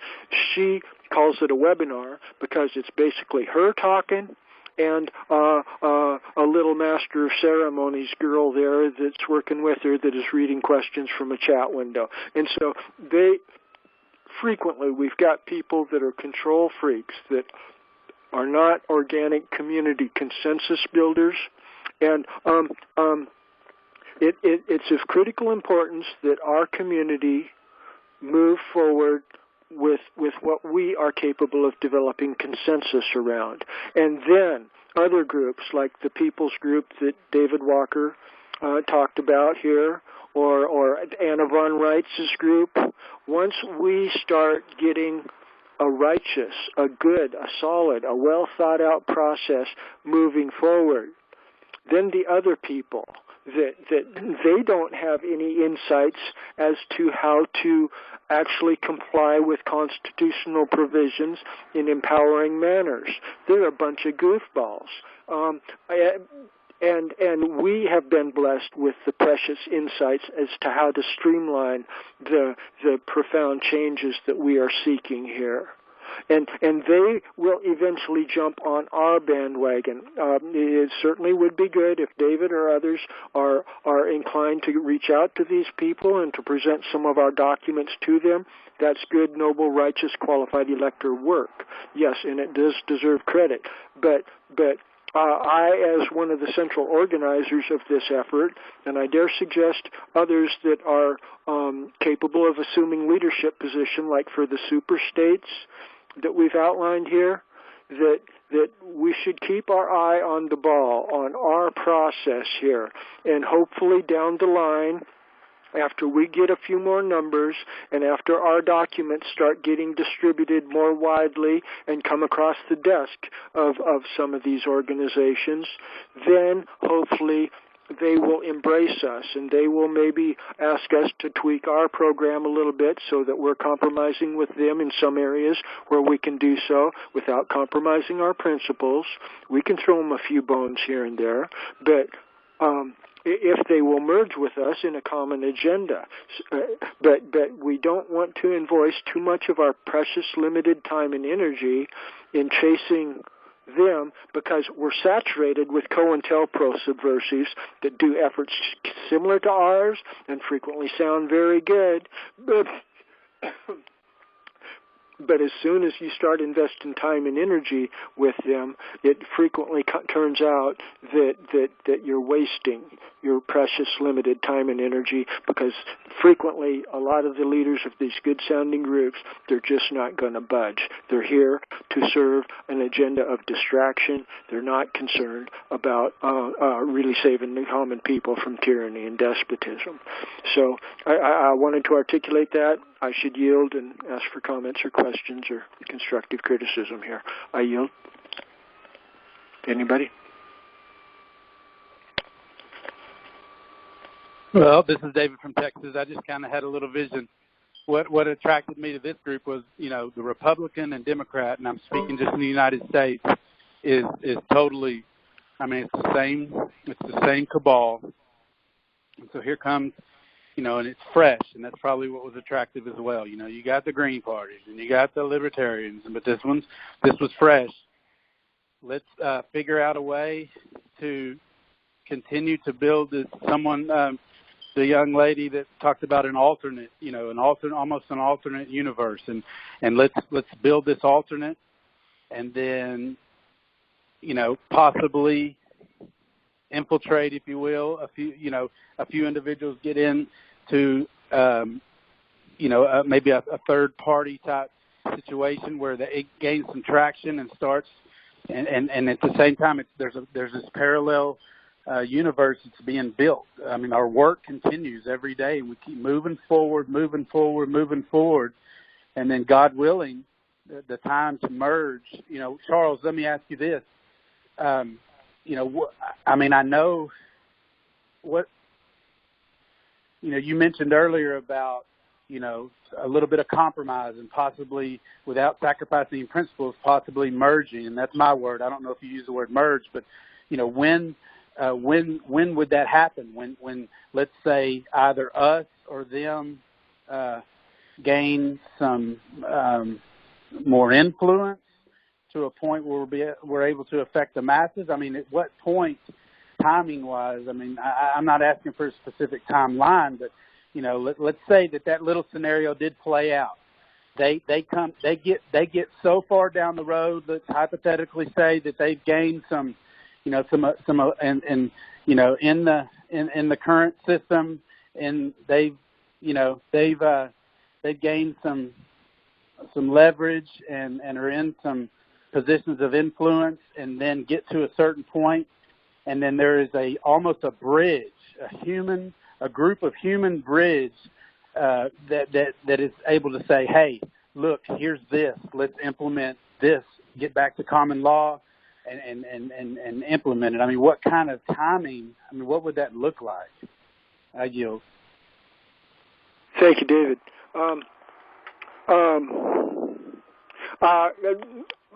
The way I visualize we're talking about organic communities growing, and I think you're describing two or perhaps more separate organic communities that have their own leadership and their own general community. And I believe that our little group here should keep focused on what we're doing and growing our community, and there will be points at which we will cross over. And certainly if people like yourself are inclined to reach out and try to build bonds, that would be a good use of your time if you feel so inspired to do it. But I think that don't let that interfere with the priority of building our group and reaching out with our documents, because we, through the common law and the biblical Torah law, we have the keys to the kingdom. And the rest of these other organizations that are frequently larger than us, there will be a point in our communication with them, through perhaps you or others, or perhaps some of them. Maybe they will approach us. There will come a point where we will have common issues, common agenda items, and our solutions will be poised to bring about remedy for the problems in a more quick and efficient manner than what they are doing. And our documents will be laying foundations for those solutions to come forth, because we're describing the self-governing communities and everything.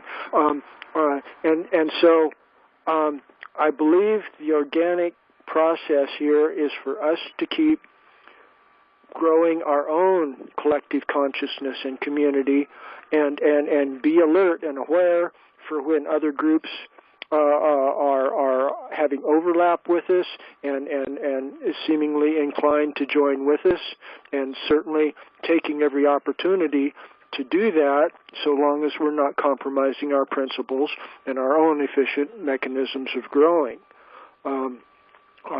But keep in mind there's a danger there when they start offering us fruits and things. If we'll just compromise our principles a little bit here, or we'll compromise our principles a little bit there, there's people on the right wing here, Trump supporters, that Roy Potter, he does YouTube videos that I really like. He's been speaking out against Donald Trump, and he hates Biden worse than Trump, I believe he admits, like I do. But the point is that there's people around us that want us to talk about how bad Biden is, and lighten up on Mr. Trump, because he's the lesser of the evils. That is, we can't compromise our principles on that. Trump is purposefully misleading the right wing of the people that are more concerned about constitutional principles and stuff. Trump is purposefully misleading. You cannot compromise your principles on when the lesser of the evil is still evil. We can have no part of the evil if we're godly, righteous people. It's adulterating the petri dish of the organic culture that we're trying to nurture here. You have to throw it all out. So anyway, I hope that addresses your issue there, David. I yield. If I may, this is David, and Nikki was going to have a conference call that started at 9 o'clock Eastern Standard Time, and I was going to bug into that one just to see what's going on. And so I just wanted to part tonight to say thank you, and also to encourage you, Charles, to see if you can develop that idea further of just a single focus, a rational focus of all these groups coming together. They don't have to merge their values or anything together to come up with a list of names that basically are to be submitted as an independent line of, voter, whatever you want to call it, whatever you called it. So I just please electors. Yeah. And I'm out of here. I'll see you. All right. Thank you, David. Yeah. Hi, right. I must also go. Thank you very much, everyone. It was very helpful, taking quite a few notes. And thank you for your support and listening. Bye. Thank you. See you next time. All right. Bye now. Well. Yeah, bye-bye. Pardon me? Oh, I was just saying bye. Yeah. I think that brings us down to just three of us here, as Janet is checking out. This is the 2-hour mark. I do like to go through the formality of closing our official business meeting here. I think we've covered quite a bit. I would like to retain the floor open. Abraham's no longer with us. It's just David Walker and Michael from Florida and myself here. But officially we're closing the business meeting here, and we can talk for a while longer if you fellas feel like hardballing it here a little bit. I yield to either of you. Yeah, I'm game. What's the top? Give me what's a good broad topic we can. Well, let's see what Michael might be suggesting. He might have household duties there. Michael, how are you feeling about chatting further here?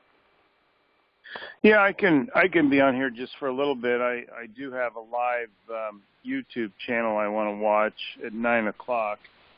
I can kind of do both. That's not a problem. Okay. How'd you feel about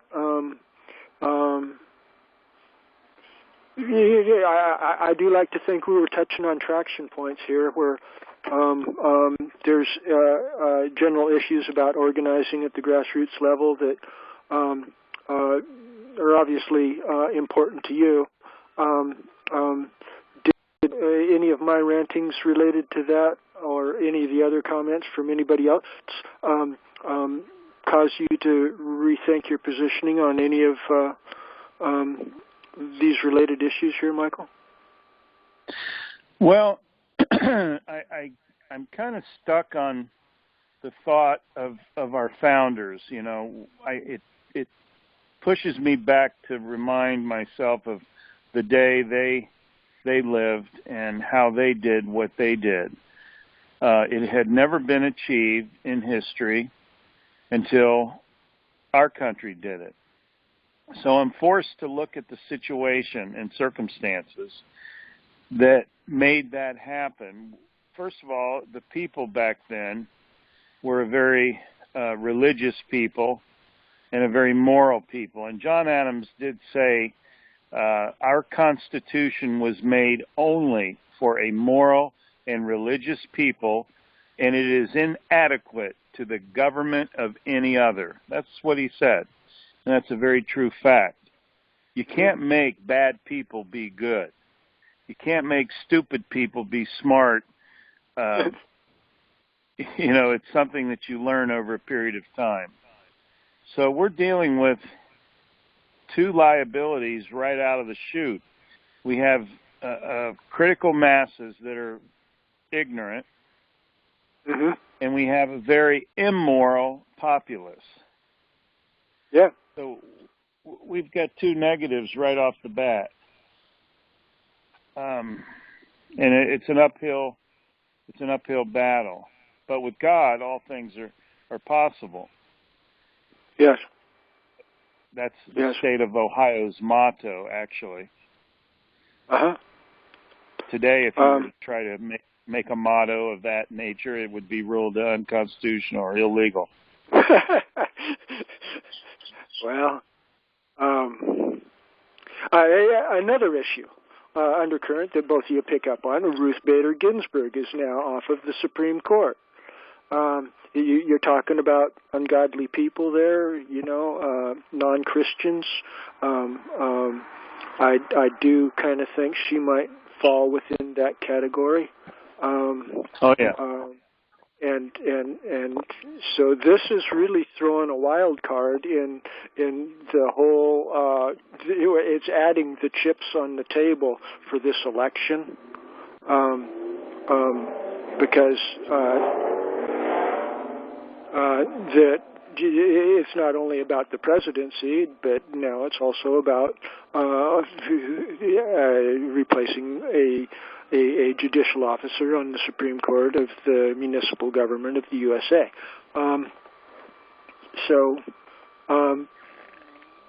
The stakes on the table during this election process are becoming incredibly high, and both camps, both the Trump administration and the Biden camp, have made statements to the effect that they may choose to not respect whoever is declared officially to be the winner there.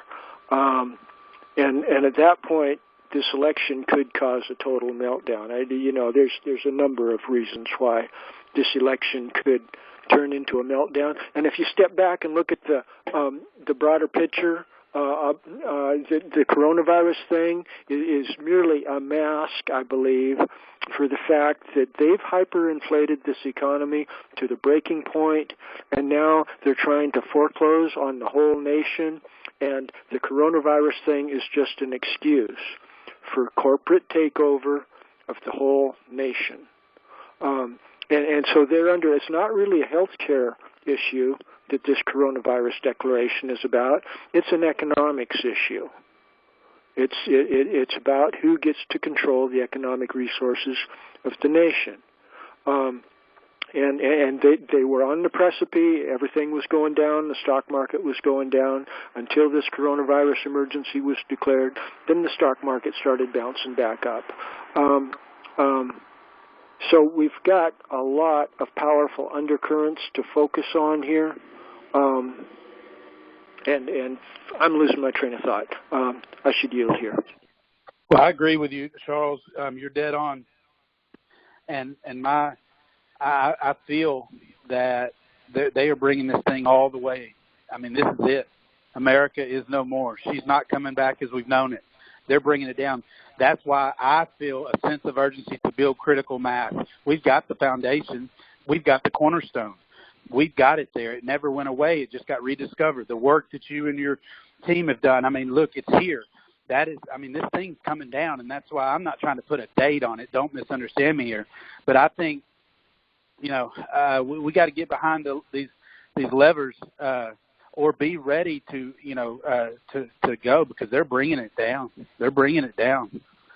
I mean, all indications are it's coming down. There's nothing happening spontaneously.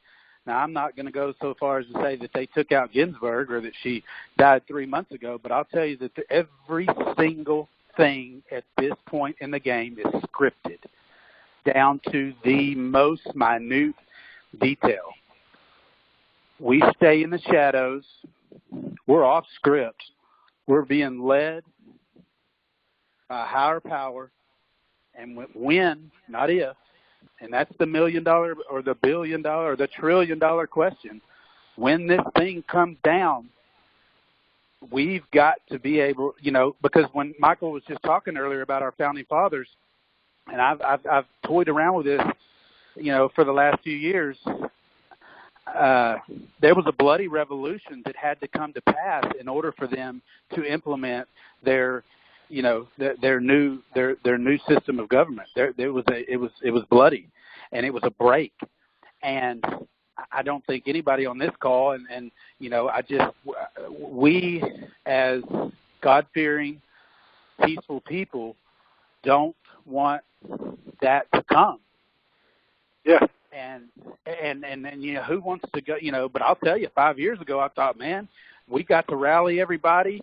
And of course, all these documents and the common law is important. But prior to that, we got to start chopping heads off. And man, who wants to go there? And that is, I mean, and again, this isn't 1750. And so this the machinery, the military industrial, war machinery that's out there is off the chart. And so what I'm saying is, I believe that the bloody revolution will be when they bring this thing completely down. Now, I don't know if it's happening in the next 4 years. My gut says within 15 years, and that seems like a long time, but man, it's not that far away. But within 15 years, we've got to be ready to step in the moment right before it totally comes down. Now, that's just kind of my thoughts and feelings, but when Michael was talking, I thought, well, the only way prior to what we're experiencing today, but 20 or 30 or 100 years ago, you would have said the only way that could have happened is by revolution, by true revolution, which is bloody, which has been bloody in the past. Well, with what's being orchestrated, and we know that God is in full control, we've got to build critical mass, we've got to build strength in numbers, and we've got to be ready at just the moment before the thing just totally vaporizes, that we're able to plug in. And so if that means, whatever that looks like, but I think, man, yeah, this is, it's just fascinating what's going on right before our eyes. So, and I yield. Thank you, David. Michael? Well,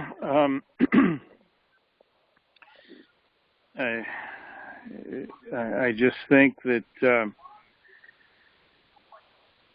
organizing is the key. I don't want to be repetitive here, but that's where I'm at. I agree with almost everything of your plan, David, your idea, and I believe it's totally constitutional. It's the design the founders gave us. Precinct, counties, townships, but to initialize it, to implement it, you need people, you need numbers, and we need a crucible. We need a favorable petri dish in America to implement such a project. It's a massive undertaking, and it's at a very late hour in the game, and but miracles are possible. I just feel that the best trigger catalyst that we have is the crime of 9/11. I believe that crime has the ability to penetrate political boundaries and ignite people's motivation once they find out the truth about 9/11. David, I'd like to ask you, Walker there, are you familiar, and I'm assuming you are, but I'd like to hear it from your own, words. Are you aware of the truth of 9/11? I assume you do.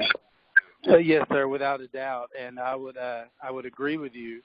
With that being said, I would say that what we are in the midst of right now is 9/11 on steroids. Bingo. I truly believe it, and so we are blessed to be, who knows where we're at, if on a scale of 1 to 10 or percentage-wise, are we 50% through this thing? Are we 20%? I don't believe we've begun to. I mean, this is a major operation. And but yeah, I agree with you. It's a number of these things. Whether it's the JFKs, whether it's whether it's down in South America in Chile in '73, all these things accumulating. But man, this one here is man, it is unbelievable, and it's just fascinating. And so, with that being said, I think the people are oblivious to what's going on. But yes, I agree with you, Michael. In the vein of 9/11, I feel that this, call it what you will, this that we're going through right now is just that times a million, and we just don't have much time. We don't have much time, but God's working. I mean, God is working, and I believe you talked about numbers, and the first thing that came to my mind, because it is economic, like Charles said, not necessarily dollars and cents, but this world has been set up under that paradigm. So the moment you said, that we need to organize and get numbers, I thought of mergers and acquisitions. Mergers and acquisitions. So we continue to, just like Charles said, we continue to we don't waver on our principles.